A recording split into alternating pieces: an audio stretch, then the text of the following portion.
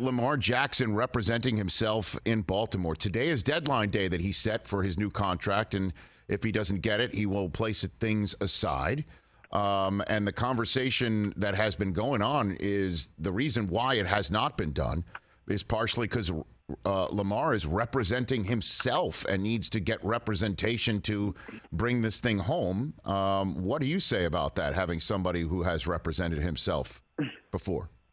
I say that's cowardice and comfort from GMs.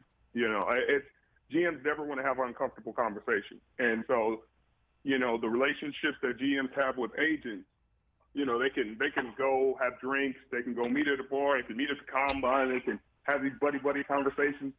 They can say things, both sides. You know, the agent is part of it too, is complicit. They can say things to each other that they never say in front of the player, either side. And when it's the player representing themselves, they can't.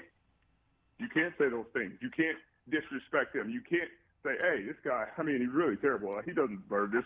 He's not worth this, and we'll do this. You got to talk to him with a certain amount of respect and regard.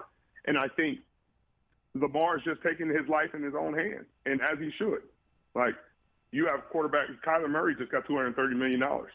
Like, okay, cool. So that's the floor, because Kyler Murray has not done anywhere near as much in this league as Lamar Jackson. Lamar Jackson has an MVP to his name. And so people saying, oh, him representing himself is just a way for them to try to buffer and push players away from doing their own deals. Because at the end of the day, the parameters of the deal are the parameters of the deal. The understanding of what his floor should look like is concrete. Like, it's understood. And so it's going to be unfortunate, you know, if Baltimore allows that to be the reason they don't sign him, because I think this deadline means he walks after the season. You know, they can franchise tag him, but it'd be tough.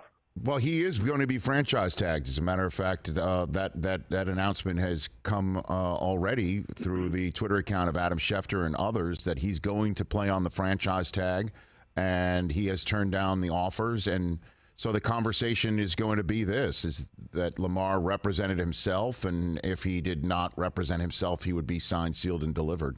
And you call that cowardice? That's what that says more about the GMs and the cowardice of the GMs than it does about Lamar Jackson. Like, hey, a guy got a $230 million deal fully guaranteed, and he has no MVPs to his name. He's a great player. And if he's asking for that same deal, you're telling me an agent would have got it? He didn't get it for Kyler Murray. He didn't get it for Russell Wilson. Like, just because you have an agent doesn't mean you're going to get a good deal or a great deal. And just because you don't have an agent doesn't mean you're not. So it's just another excuse for people to make. You know, I mean, the guy should get the money he deserves. He's an MVP of this league, and he's the MVP within his rookie contract, which is incredible.